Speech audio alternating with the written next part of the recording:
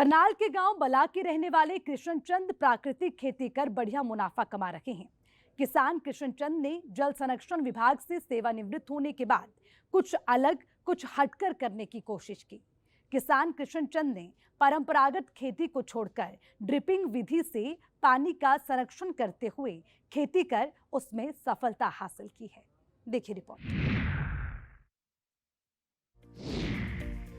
लगातार गिरते भूजल स्तर के कारण पूरी दुनिया पानी की कमी से जूझ रही है। कई इलाकों में भूजल संकट की वजह से फसल सिंचाई के लिए पानी का इंतजाम भी नहीं हो पाता।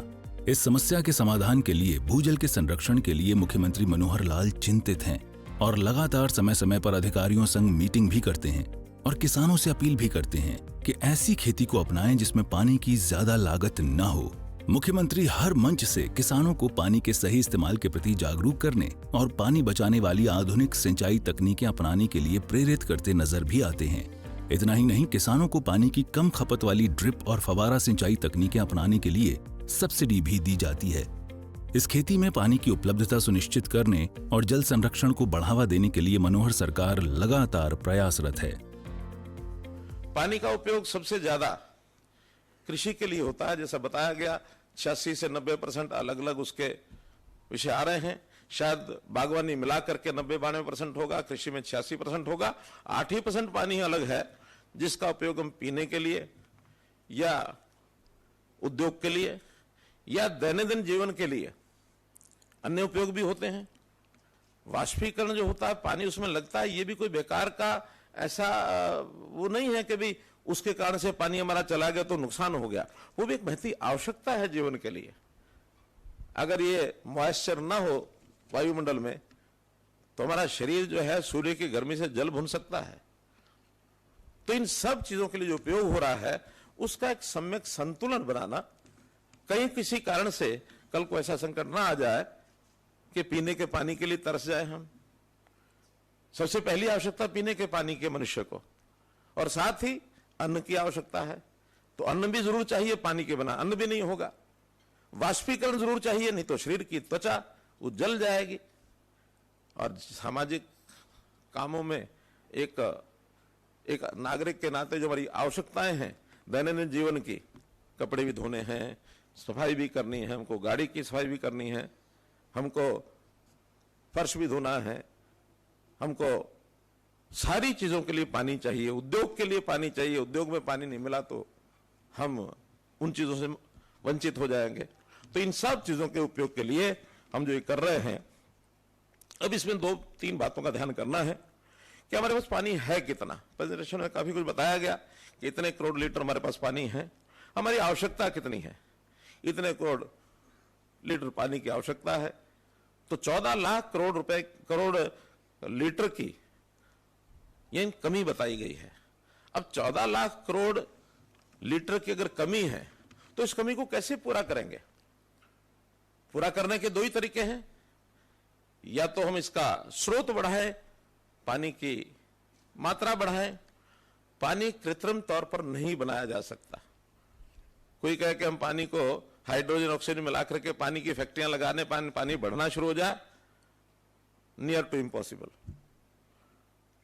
दूसरा रास्ता बचता है, पानी का उपयोग ठीक कम करें, और उसी के साथ तीसरा है उसका प्रबंधन ठीक करें। देश के किसान अब कृषि के क्षेत्र में नई नई पद्धतियों का इस्तेमाल करने लगे हैं। नए तरीके से की गई खेती किसानों को काफी मुनाफा भी दे रही है। इसे देखते हुए सरकार भी अब किसानों को नए तरीकों से खेती करने के लिए प्रोत्साहित कर रही है। करनाल के गांव बल्ला के रहने वाले किसान कृष्णचंद ने भी परंपरागत खेती को छोड़कर प्राकृतिक खेती को अपनाया और बढ़िया मुनाफा कमाया। किसान कृष्णचंद्र ऐसी खेती कर रहे हैं जिससे मुनाफा तो अधिक मिल ही रहा है, साथ ही पानी की बचत में भी अपना सहयोग कर रहे हैं और प्रगतिशील किसानों की लिस्ट में अपना नाम दर्ज करवाया है। मुख्यमंत्री मनोहर लाल की अपील के बाद किसान कृष्णचंद ने भी कुछ अलग हटकर खेती करने की कोशिश की और परंपरागत खेती को छोड़कर कुछ नए तरीके अपनाए। तब उन्हें सफलता मिली और फिर उनको फसलों के बेहतर दाम मिले। साथ ही उन्होंने बताया कि सरकार की योजना से भी काफी लाभ मिला। शर्मा मेरा नाम है और मेरा गांव बला है। और वैसे तो हमारा खेती करने का पैतृक काम है, हमारे माता पिता जी खेती करते थे। और हम भी सर्विस में आने के बाद भी हमने जो ना खेती को संभाल के रखा है और स्वयं ही खेती करते रहे हैं। लेकिन जब परंपरागत खेती कर रहे थे तो देखा कि हमें जो ना जीरी में और गेहूं में काफ़ी पानी खर्च होता है।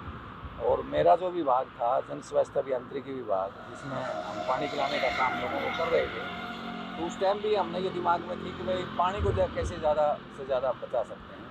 तो पानी बचाने के आईडी को लेकर फिर हमने ये इसके ऊपर सर्च किया खेत पे, क्योंकि रिटायरमेंट होने के बाद आखिरकार कोई ना कोई काम करना है, तो क्यों ना अपना ही काम करें, लोगों को रोज़गार भी इससे मिले और पानी का पानी बचे। इसी उद्देश्य को लेकर हमने जो है ना ये इस प्रकार की खेती शुरू की है।